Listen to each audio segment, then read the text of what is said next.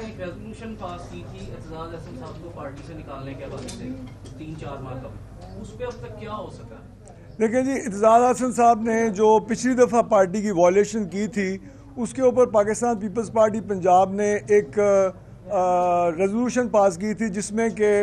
لاہور کے ان کے دونوں جو زونز تھے ان سے ان کو پارٹی سے نکالنے کے لیے اپروول ہوئی تھی، اور وہ ریکمنڈیشن ہم نے سینٹرل ایگزیکٹو کمیٹی کو بھیج دی تھی۔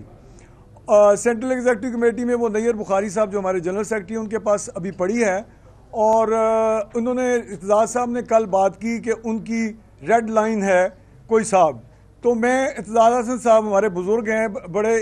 بڑے ہی احترام کے ساتھ ان سے یہ کہنا چاہوں گا کہ آپ کی ریڈ لائنز اعتزاز صاحب تبدیل ہوتی آ رہی ہیں گزشتہ 40 سال سے۔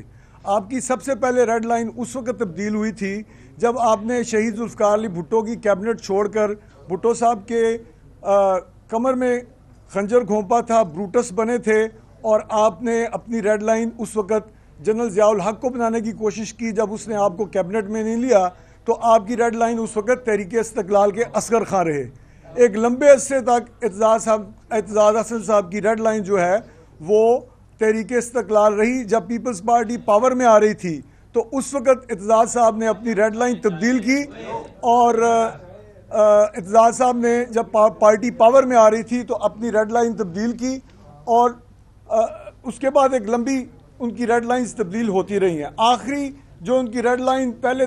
جو 2 ریڈ لائنز تبدیل ہوئیں ان میں ایک ان کی ریڈ لائن اس وقت تبدیل ہوئی جب صدر آصف علی زرداری جو ہیں وہ صدر تھے، اور یوسف رضا گیلانی صاحب اور آصف علی زرداری صاحب کے خلاف چیف جسٹس افتخار چودھری جو ایک فراڈ چیف جسٹس تھا اس کے ساتھ مل کر، وہ چیف جسٹس آپ کی افتخار چودھری آپ کا ریڈ لائن تھا اس وقت، تو آپ کی ریڈ لائنز جو ہیں وہ ہمیشہ تبدیل ہوتی آئی ہیں۔ پیپلز پارٹی کے بلاول بھٹو زرداری صاحب اور آصف علی زرداری صاحب کا اب نام استعمال کر کے اپنی ریڈ لائنز مت بنائیں۔ آج کل اعتزاز احسن صاحب کی ریڈ لائن عمران خان ہے۔ عمران خان جو کہ زمان پارک میں ان کے ہمسائے ہیں، وہ دن رات ان کے ساتھ مشورے بھی کرتے ہیں، اور صرف لاسٹ ٹائم جو پیپلز پارٹی کی سینٹرل ایگزیکٹو کمیٹی نے پنجاب کی کمیٹی نے ان کو ریکمینڈ کیا تھا پارٹی سے نکالنے کا، اس وقت بھی وجہ یہی تھی کہ انہوں نے عمران خان کی سپورٹ میں سٹیٹمنٹس دی تھی۔ تو آج کل جو انہوں نے بات کی وہ ایک مرتبہ پھر پیپلز پارٹی کی کمر میں انہوں نے بروٹس کی طرح خنجر گھونپا ہے، ایک مرتبہ پھر جس طرح انہوں نے شہید بھٹو کی کمر میں خنجر گھونپا تھا۔ پیپلز پارٹی پنجاب جو ہے ایک مرتبہ پھر سینٹرل ایگزیکٹو کمیٹی سے یہ مطالبہ کرتی ہے کہ اعتزاز احسن صاحب کی بنیادی رکنیت جو ہے وہ معطل کی جائے، جو کیس آلریڈی ان کے پاس پڑا ہے اس کے اوپر عمل درآمد کیا جائے، اور میرے خیال میں اخلاقی طور پر اگر اعتزاز احسن صاحب کو عمران خان اور ان کی تحریک، جس کو کہ اب یہ اعتزاز صاحب شاید سوچ رہے ہیں کہ وہ لائر موومنٹ کی طرز کی کوئی تحریک سٹارٹ کرنے میں کامیاب ہو جائیں گے، اعتزاز صاحب کو عمران بچاؤ تحریک جو ہے وہ شروع کرنی چاہیے، اور خود بخود ہی پیپلز پارٹی سے لا تعلقی کا اعلان کر دینا چاہیے اور تحریک انصاف میں شامل ہو جانا چاہیے، کیونکہ اس وقت وہ تحریک عمران خان کے ایک سپوکس پرسن کا کردار ادا کر رہے ہیں، اور پیپلز پارٹی اس کو برداشت نہیں کرے گی۔ آپ کو یاد ہوگا کہ پچھلی central executive committee Pakistan Peoples Party کی جو ہوئی تھی،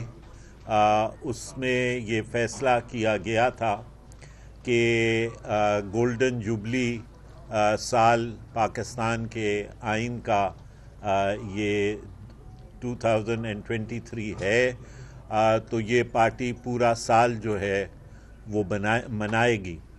اور اس کی ایک سینٹرل لیول پہ کمیٹی تشکیل دی گئی، اور اس کمیٹی کا کنوینر مجھے پارٹی چیئرمین نے منتخب کیا۔ اس سلسلے میں پہلا فنکشن جو ابتدائی تھا وہ فروری کے مہینے میں اسلام آباد میں جو دیوار شہداء ہے پارلیمنٹ ہاؤس میں، وہاں سے اس کا ابتدا ہوا۔ دوسرا اس کا جو سیمینار تھا وہ کراچی میں 26 फरवरी को मुनक्कद हुआ, और अब जो दूसरा सेमिनार या तीसरा फंक्शन मार्च के महीने में तय पाया है, वो शहर लाहौर के अंदर है, और वो 25 मार्च को इंशाअल्लाह अलहमरा हॉल के अंदर ये सेमिनार मुनक्कद होगा। पाकिस्तान पीपल्स पार्टी पंजाब और पाकिस्तान पीपल्स पार्टी लाहौर के माबैन हम क्योंकि ये महीना ख़वातीन का आलमी दिन भी इसमें शामिल है, तो लिहाजा इस पे जो एम्फसिस सेमिनार में होगा वो ख़वातीन के हकूक़ जो 1973 के आइन के तहत दिए गए हैं, उनको जो है वो मद्देनज़र रखा जाएगा। इसी तरह जो पूरे साल का प्रोग्राम मुरतब हुआ है, उसमें पाकिस्तान पीपल्स पार्टी की ये कोशिश होगी कि वो तमाम राइट्स, वो तमाम हकूक़ जो आइन पाकिस्तान के अवाम को देता है, उनको उजागर जो है वो किया जाए। जैसे लेबर के हैं, माइनॉरिटीज़ के हैं, ख़वातीन के हैं, नौजवानों के हैं, इनको उजागर किया जाए ताकि आइन की एक ओनरशिप जो है वो पाकिस्तान के अवाम की बने, और उनको इस बात की आगाही हो कि उनके क्या हकूक़ हैं। क्योंकि पाकिस्तान पीपल्स पार्टी इस बात को बड़े वाज़े तौर पे समझती है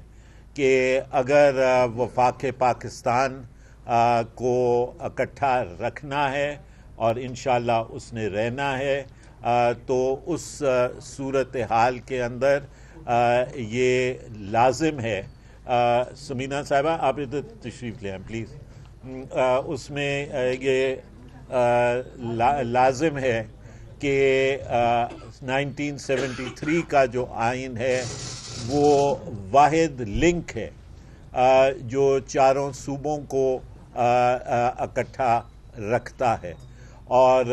पाकिस्तान एक वफाकी मुल्क है, और वफाक को एक आइन ही इकट्ठा रख सकता है, और हम समझते हैं कि वो 73 का आइन है। इस साल ये मना के जहाँ पे हम आवाम को उनके हकूक़ की आगाही से कराना चाहते हैं, वहाँ पे हम एक बड़ा वाज़े पैगाम भी भेजना चाहते हैं, और वो ये है कि अब मुल्क जो है वो किसी मज़ीद एक्सपेरिमेंटेशन का शिकार जो है वो नहीं हो सकता, और 73 का जो आइन है जो इस वक्त मुल्क में राइज है, उसके अलावा अगर कोई रास्ता अपनाने की कोशिश की गई तो वो वफाक के ऊपर उसके बड़े गहरे बादल जो हैं वो